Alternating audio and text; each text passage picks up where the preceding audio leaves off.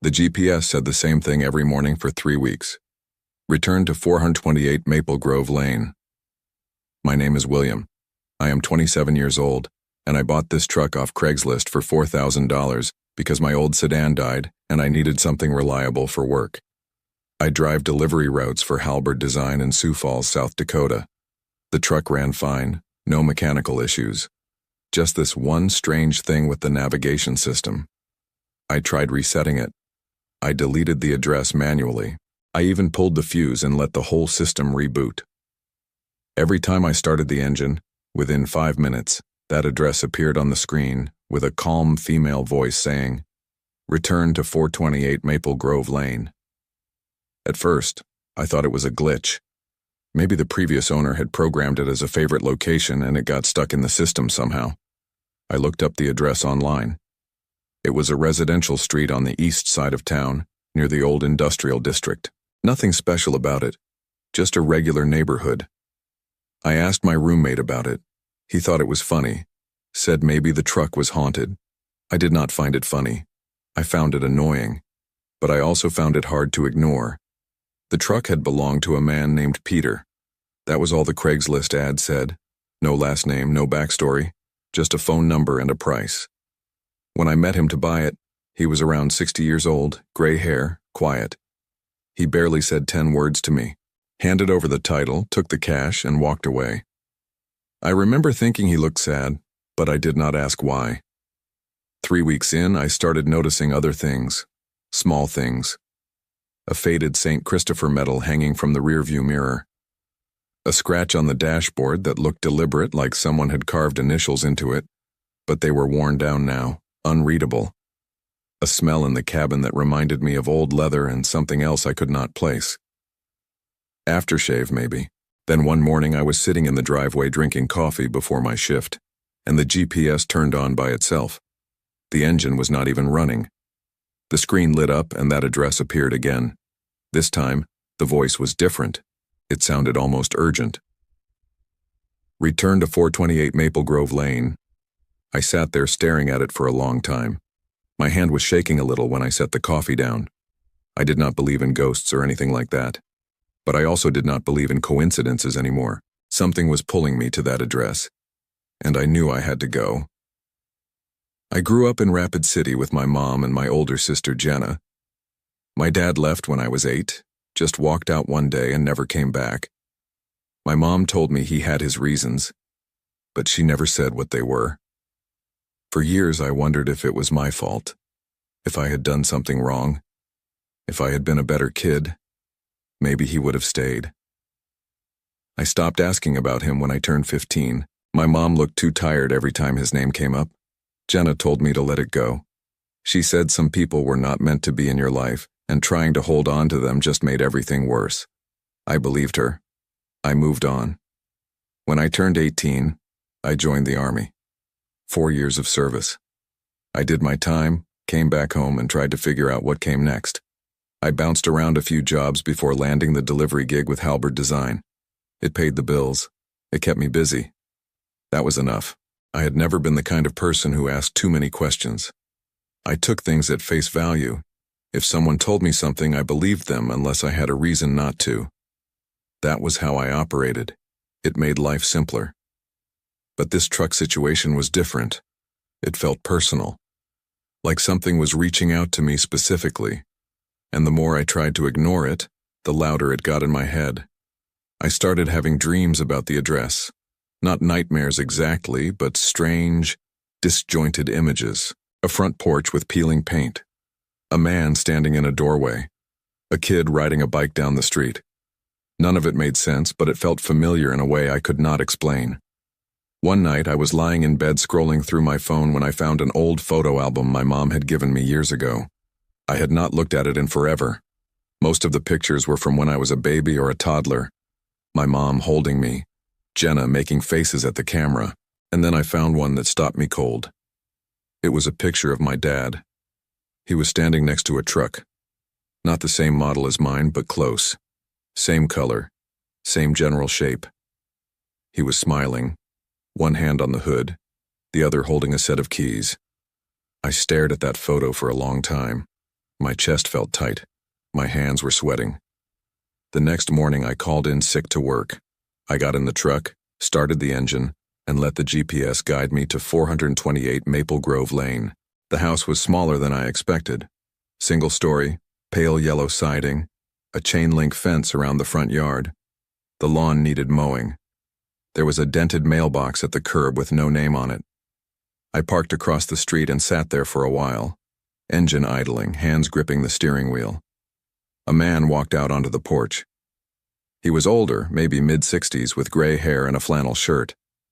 He stood there looking at me, not moving, not waving, just looking.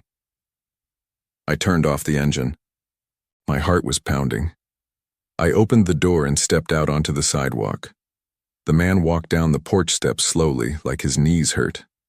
He stopped at the edge of the yard and stared at me for a long moment. Then he reached into his back pocket and pulled out a photograph. He held it up so I could see. It was a picture of a kid, maybe 5 or 6 years old. Dark hair, big eyes, wearing a red jacket. I recognized the jacket. I remembered it. I had worn that jacket when I was little. My mom had bought it for me at a thrift store because I loved the color. The man lowered the photograph. His voice was quiet, almost hoarse. "You look just like him." I did not say anything. I could not. My throat felt like it was closing up. He took a step closer. "You are William." It was not a question. He knew. I nodded. My voice came out thin and shaky. "Who are you?" He looked down at the photograph in his hand. His jaw tightened. When he looked back up at me, his eyes were wet. "My name is Peter. I was your father's best friend." The world tilted. I grabbed the door of the truck to steady myself. Peter kept talking. His words came out slow, like he had been carrying them for too long and they were too heavy to hold anymore. "Your dad died 6 years ago. Heart attack. He was living here with me at the end. He talked about you all the time. Wanted to reach out, but he thought it was too late. Thought you would hate him. When he passed, I kept some of his things. That truck was his. I sold it last month because I could not look at it anymore. But I programmed the GPS before I let it go. I did not know if you would come, but I hoped." I stood there on the sidewalk staring at this man who had just ripped open every wound I thought I had closed. Peter looked at me with something that might have been guilt or grief or both. "I think he wanted you to come back." I did not go inside right away. I sat back down in the truck and tried to breathe. My hands were shaking. My chest felt tight, like something was squeezing it from the inside. Peter stood on the porch watching me. He did not say anything. He just waited. After a few minutes, I got out again and walked across the street. My legs felt heavy. Every step took more effort than it should have. Peter opened the front door and gestured for me to come in. The house smelled like coffee and old wood. The furniture was worn but clean. There were photos on the walls. None of them were of my dad. Peter led me to a small dining table and pulled out a chair. I sat down. He disappeared into another room and came back with a cardboard box. He set it on the table in front of me. "These were his," Peter said quietly. "I thought maybe you would want them." I stared at the box. I did not open it. Peter sat down across from me. He poured himself a cup of coffee from a pot on the counter and did not offer me any. I did not want any anyway. "Why did he leave?" I asked. My voice sounded hollow. Peter exhaled slowly. He looked older than he had outside. Tired. He had problems. Drinking mostly. Your mom tried to help him, but he would not listen. He said he did not want you growing up watching him fall apart. So he left. He thought it was the right thing to do. I clenched my fists under the table. It was not the right thing. Peter nodded. "I know. I told him that 100 times, but he did not believe me. He thought you were better off without him." "I spent half my life wondering what I did wrong," I said. My voice was louder now, angrier. "I thought it was my fault. I thought he left because I was not good enough." Peter looked down at his coffee. It was never your fault. Then why did he not come back? Peter was quiet for a long time. When he finally spoke, his voice was barely above a whisper. He tried. Twice. Once when you were 12 and again when you were 16. Both times he stood outside your house and could not bring himself to knock on the door. He said he did not deserve to be in your life. He said he had already done enough damage. I felt something crack inside me. Not just anger. Something deeper. Something I had been holding on to for years without realizing it. That was not his choice to make, I said. Peter nodded again. You are right. It was not. I stood up. I needed to move. I could not sit there anymore. I walked to the window and looked out at the street. My truck was still parked across the way. The GPS was probably still showing that address. Peter cleared his throat behind me. There is something else you should know. I turned around. He was standing now, one hand on the back of his chair. Your dad was sick for the last 2 years of his life. Cancer. He knew he was dying, but he did not want to reach out to you like that. He did not want you to feel obligated to take care of him. So he stayed quiet. And then he was gone. I felt my knees weaken. I sat back down. Peter looked at me with something that might have been pity or understanding or both. I am sorry, William. I should have found you sooner. I opened the box. Inside were a few old photographs, a worn leather wallet, a set of dog tags, and a folded piece of paper. I picked up the photographs first. Most of them were of me as a kid. Birthday parties, Christmas mornings. One of me on my first day of kindergarten holding my mom's hand. My dad must have taken that one. The wallet was empty except for an old driver's license and a faded receipt from a gas station. The dog tags were military issue, same as mine. I held them in my hand for a moment, feeling the weight of them. Then I unfolded the piece of paper. It was a letter, handwritten. The ink was smudged in places like someone had been holding it for a long time. William, if you are reading this, then Peter found you. I asked him to. I did not have the guts to do it myself. I know I do not deserve your forgiveness. I know I hurt you by leaving. I thought I was doing the right thing at the time, but I was wrong. I was selfish. I was scared. And I let that fear ruin the most important thing in my life. You were always a good kid, smart, kind, stronger than I ever was. I watched you grow up from a distance even though you did not know it. Peter would send me pictures sometimes or tell me stories about what you were doing. I was proud of you. I am proud of you. I do not expect you to forgive me. I do not even expect you to remember me. But I need you to know that leaving you was the biggest mistake I ever made. And if I could go back and change it, I would. I hope you are happy. I hope you are living a good life. And I hope that one day you can let go of whatever pain I caused you. I am sorry, son. Dad. I read it 3 times. My hands were shaking, my vision blurred. I set the letter down on the table and pressed my palms against my eyes. Peter did not say anything. He just sat there, waiting. When I finally looked up, my voice was barely a whisper. He watched me grow up? Peter nodded. From a distance. He never approached you directly, but he kept tabs, through me mostly. I would tell him about your high school graduation, your time in the army when you moved to Sioux Falls. He knew all of it. I felt a rush of anger and sadness and something else I could not name. It was too much. All of it was too much. Why did you not tell me sooner? I asked. My voice was sharper now. Why wait until I bought his truck and showed up here by accident? Peter looked down at his hands. Because he asked me not to. He made me promise that I would not reach out to you unless you came looking first. He did not want to force himself back into your life. He thought you deserved to choose whether or not you wanted to know him. I shook my head. That is not a choice. That is just more running away. Peter did not argue. He just sat there, looking tired and old. I stood up and walked toward the door. I needed air. I needed space. Peter called after me. William, wait. I stopped but did not turn around. "There is more," he said. "About why he left, about what he was running from. If you want to know, I will tell you." I looked back at him. His face was pale. His hands were trembling slightly. "Tell me," I said. Peter led me to a small office in the back of the house.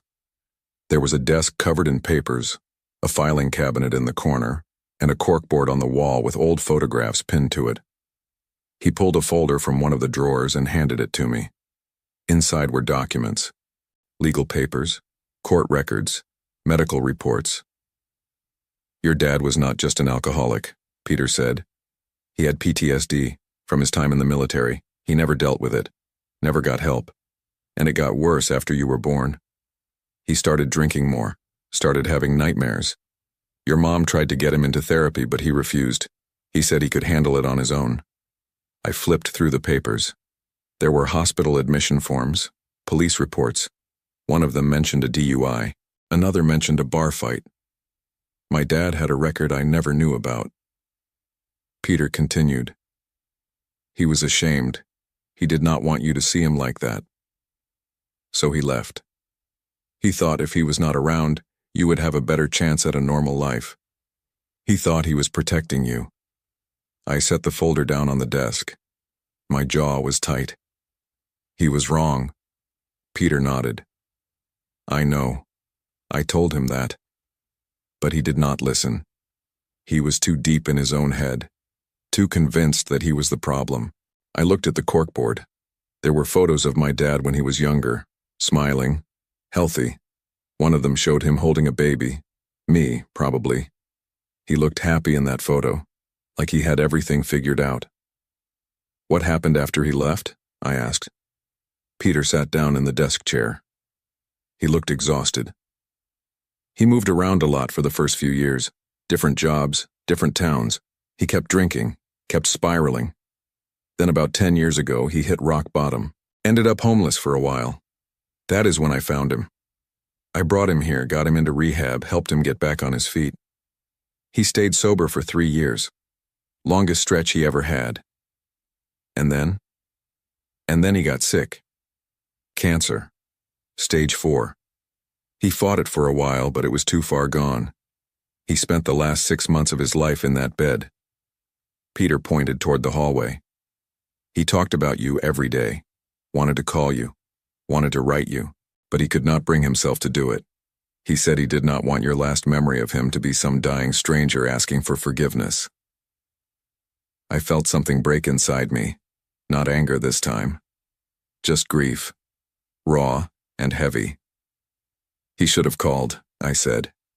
My voice cracked. Peter looked at me with wet eyes. "I know." I stood there for a long time, staring at the photos on the corkboard. My dad's life, laid out in pieces. A man I never really knew, a man who never gave me the chance to know him. Peter stood up and put a hand on my shoulder. "He loved you, William. He was just too broken to show it." I did not say anything. I could not. Peter walked out of the room, leaving me alone with the photos and the papers and the weight of everything I had just learned. I picked up the folder again and looked through it one more time. At the bottom, there was a small envelope. I opened it. Inside was a key, no label, no explanation. I held it up to the light. It looked like a storage unit key. Peter appeared in the doorway. "I forgot about that. It is for a unit across town. He kept some things there. I never went through it. I thought maybe you should." The storage unit was in a rundown facility on the south side of town, the kind of place with rusted gates and flickering lights. Peter gave me the address and the unit number, but he did not come with me. He said it was not his place. I drove there alone. The GPS stayed silent this time. The unit was small. Number 42. I unlocked it and pulled up the metal door. It screeched on its hinges. Inside were boxes. Not many. Maybe 6 or 7. There was also a duffel bag and an old military footlocker. I opened the footlocker first. Inside were more photos, letters, some addressed to me that were never sent. I sat down on the concrete floor and read through them. Each one was an apology, Each one was a goodbye he never had the courage to send. One of them stood out. It was dated 2 weeks before he died. "William, I do not have much time left. The doctors say maybe a month, maybe less. I thought about calling you 100 times. I picked up the phone, I dialed the number, but I always hung up before it rang. I am a coward. I always have been. But I want you to know something. I want you to know that leaving you was not because I did not love you. It was because I loved you too much. I did not want you to grow up watching me destroy myself. I thought I was sparing you. I was wrong. If you ever find this, I hope you can forgive me. Not for my sake, for yours. I hope you have a good life, son. I hope you find peace. Dad." I folded the letter and put it back in the footlocker. My chest ached. My eyes burned. But I also felt something else. Something like closure. I spent the next 2 hours going through the rest of the boxes. There were more photos, some old tools, a framed certificate from his time in the army, a medal I did not recognize, and at the bottom of one of the boxes there was a small wooden box with my name carved into the lid. I opened it carefully. Inside was a watch, silver, with a leather band. There was an inscription on the back, "To William, from Dad. Always." I held it in my hands for a long time. It was simple, nothing fancy. But it meant something. It meant he had been thinking about me, even when he was too afraid to reach out. I put the watch on. It fit perfectly. I packed everything back up except for the letters and the watch. I locked the unit and drove back to Peter's house. When I got there, he was sitting on the porch, same as before. I sat down next to him. Neither of us said anything for a while. Finally, Peter spoke. "Did you find what you were looking for?" I looked down at the watch on my wrist. "I think so." Peter nodded. "He would have been glad you came." I believed him. We sat there in silence as the sun started to set. The street was quiet. The air smelled like rain. For the first time in a long time, I felt like I could breathe. Peter eventually went inside. I stayed on the porch a little longer, watching the sky turn orange and purple. I thought about my dad, about the choices he made, about the life he lived and the life he missed out on. I did not forgive him. Not yet. But I understood him. And that was a start. Peter passed away 8 months later, heart failure. He left me the house in his will. I did not expect it. I also did not refuse it. I moved in a few weeks after the funeral. I kept most of his things, the furniture, the photos, the coffee pot that was older than I was. It felt wrong to throw any of it away. I also kept the truck. I never fixed the GPS. I let it keep saying the same thing every morning. Return to 428 Maple Grove Lane. Now it felt less like a haunting and more like a reminder. My mom came to visit once. She walked through the house slowly, touching things, looking at the photos on the walls. She cried when she saw the picture of my dad holding me as a baby. She said she was glad I found him, even if it was too late. Jenna came too. She was quieter about it. She stood in the doorway of the office and said, "He really loved you, you know."